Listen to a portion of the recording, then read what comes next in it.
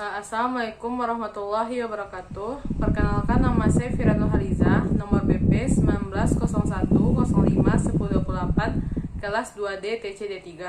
Baiklah, saya akan membuat video untuk menjawab UAS dasar telekomunikasi. Soal nomor 1 yaitu bagaimana cara membagikan sinyal AM. Sinyal AM adalah sinyal carrier yang termodulasikan oleh sinyal informasi. Jadi saya akan membuatkan dua persamaannya, yaitu persamaan saya satu yaitu persamaan sinyal informasi, dan yang kedua persamaan sinyal carrier.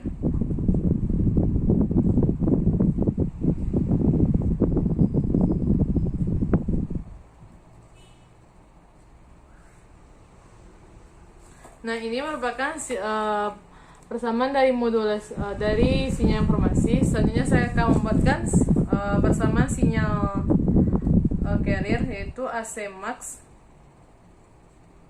sin 2pi FCT.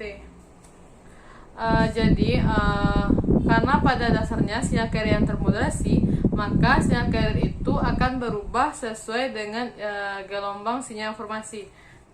Tetapi amplitudo dan sudutnya akan mengikuti sinyal carrier. Jadi XAM akan menghasilkan XCT ditambah AM max sin 2pi FCT. Nah, seperti inilah cara untuk membangkitkan sinyal AM. XAM sama dengan XCT tambah AM max sin 2pi FCT. Baiklah, saya akan lanjut ke soal nomor 2, yaitu bagaimana cara mengukur indeks modulasi. Sebelumnya, indeks modulasi yaitu perbandingan antara amplitudo sinyal informasi dibandingkan dengan amplitudo sinyal carrier. Jadi maksudnya seberapa jauh amplitudo dari sinyal informasi mempengaruhi dari amplitudo sinyal carrier. Jadi gambarnya akan lebih kurang seperti ini.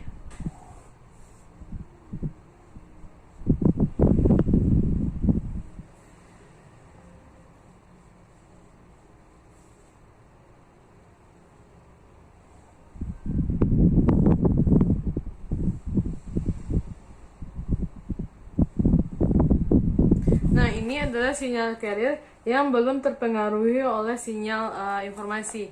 Nah, setelah itu terjadilah modulasi di mana amplitudo dari sinyal carrier tersebut akan terpengaruhi oleh amplitudo sinyal informasi.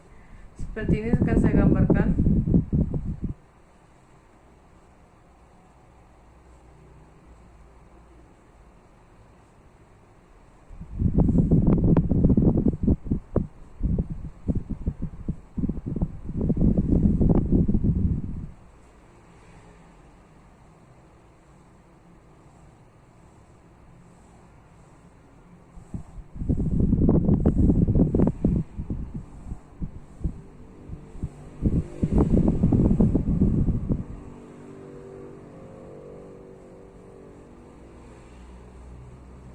Nah, seperti inilah sinyal yang telah termodulasi.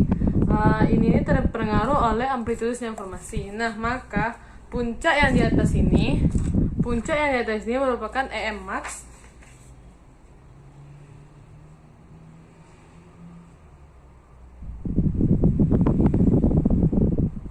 Dan yang di bawah garis titik-titik ini juga merupakan EM max, tapi dalam keadaan negatif.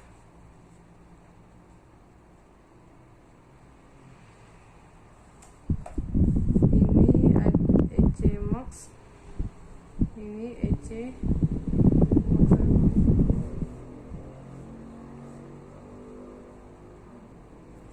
Nah, jarak jarak antara titik paling bawah min AM max dengan titik paling atas EM max merupakan MPP.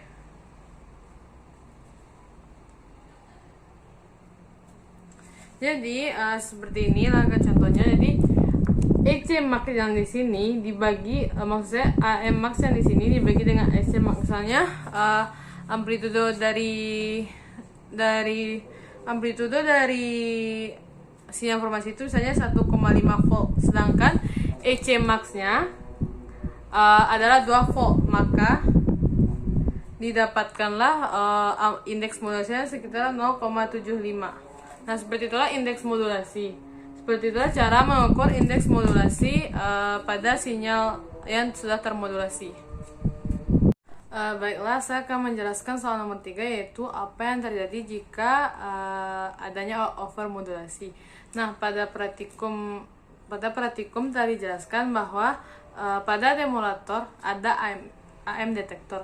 Nah, AM detektor itu hanya bisa mendeteksi selubung atas pada sinyal modulasi. Nah, misalnya seperti ini. Ini adalah sinyal yang termodulasi.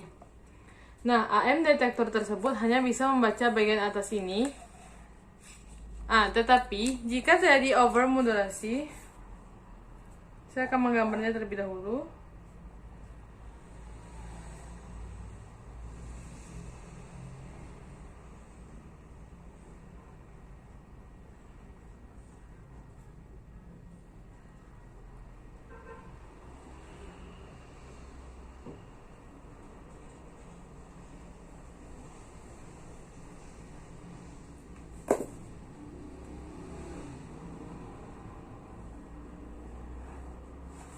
Nah, ini yang merah ini ada sinyal yang informasi. Nah, karena AM detektor tadi hanya bisa membaca selubung atas, maka kalau di atas adalah sinyal informasi, sinyal carrier yang mengikuti sinyal informasi, maka informasi yang disampaikan akan pas karena akan sesuai dengan selubung atas ini. Tetapi yang di bawah tidak adanya sinyal informasi yang mengikuti di atasnya, sehingga informasi yang dikirimkan tidak lengkap karena adanya overmodulasi di sini. Yang pena merah yang saya tulis ini. Nah, makanya jika terjadi overmodulasi, maka si penerima tidak akan menerima sinyal informasi tersebut secara utuh. Jadi, overmodulasi bisa terlihat pada domain waktu dan domain frekuensi. Pada domain waktu, adanya kecacatan sinyal pada modulasi tersebut, karena modulasi tersebut memiliki lebih dari satu sinyal yang seharusnya tidak ada di sana. Sedangkan pada domain frekuensi, tadi dijelaskan bahwa AM detektor itu membaca hanya selubung atas pada gelombang, sehingga jika terjadi overmodulasi di domain frekuensi akan muncul sinyal yang seharusnya tidak ada, karena pada overmodulasi tidak pasnya pemodulasian sinyal tersebut, sehingga di domain frekuensi akan timbul sinyal yang seharusnya tidak ada di sana.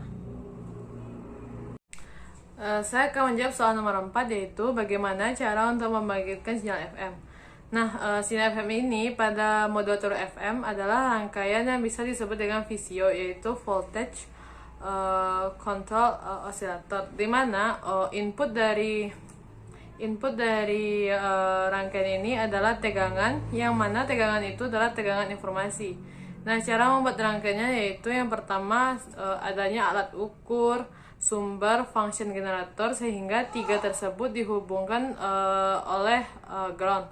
Nah, kanal P dihubungkan ke sumber tegangan atau tegangan informasi yang saya sebutkan tadi, dan source informasi ke outputnya. Nah, caranya pertama yaitu mengeset frekuensi carrier secara 100 Hz, dan yang kedua itu mengubah atau menyesuaikan frekuensi tersebut di modulator FM. Nah, saya telah jadi gambarnya lebih kurang seperti ini. Inputnya dimulai dari sebelah kanan, yaitu merupakan informasi dan diolah oleh VCO sehingga menghasilkan outputnya berupa FM. Nah, saya melalui percobaan telah didapatkan gambar seperti ini. Jika amplitudonya berada di titik tertinggi, maka jarak atau renggangan antar gelombang pada frekuensi carrier akan merenggang. Sedangkan pada amplitudo terbawah, maka frekuensi pada carrier akan rapat. Nah, dengan hadirnya sinyal informasi ini, maka terganggu pula panjang gelombang yang ada di frekuensi carrier, sehingga menghasilkan sinyal FM yang sudah dimodulasikan. Saya akan lanjut ke soal terakhir, yaitu bagaimana cara mengukur deviasi frekuensi pada FM. Sebelumnya yaitu deviasi frekuensi, yaitu bagaimana cara menumpangkan sinyal informasi ke dalam sinyal pembawa sehingga frekuensi dari pembawa tersebut berubah-ubah sesuai dengan frekuensi sinyal informasi. Jadi misalnya ini sinyal carrier atau sinyal pembawanya, maka bisa dilihat bahwa frekuensinya itu konstan. Nah, karena adanya deviasi, maka akan berubah jadi seperti ini sesuai dengan sinyal informasi seperti ini. Nah, jika sinyalnya berada di atas, maka gelombangnya akan merenggang. Sedangkan jika gelombangnya rapat, maka sinyalnya isi informasi adalah turun. Begitu pula seterusnya. Nah, jadi bisa dijelaskan seperti ini.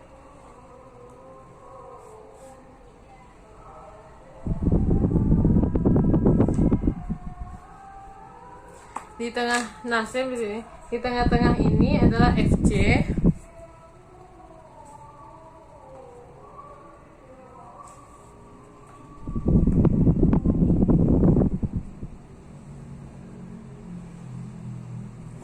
Nah, FC menuju FU atau frekuensi upper atau frekuensi yang di atas akan bergerak terus menuju ke atas.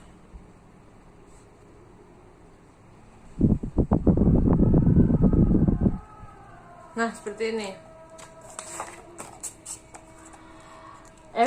FC akan bergerak tinggi ke FU, lalu berangsur-angsur turun melewati FC bahkan sampai ke FL atau lower, sehingga frekuensi tersebut akan berubah konstannya sesuai dengan frekuensi dari sinyal informasi tersebut. Nah, itulah yang dinamakan deviasi frekuensi. Nah, kenapa dan bagaimana cara mendapatkannya? Biasanya untuk deviasi ini akan mengubah gelombang sinus ke gelombang persegi, karena gelombang sinus itu susah menentukan, karena gelombang sinus itu frekuensinya kurang konstan seperti frekuensi pada sinyal persegi, sehingga untuk mendapatkan deviasi tersebut digunakanlah frekuensi dari sinyal persegi sehingga mudah mendapatkannya. Sekianlah jawaban ujian akhir semester praktek dasar telekomunikasi. Terlebih dan terkurang saya mohon maaf. Wabillahi taufiq wal hidayah. Wassalamualaikum warahmatullahi wabarakatuh.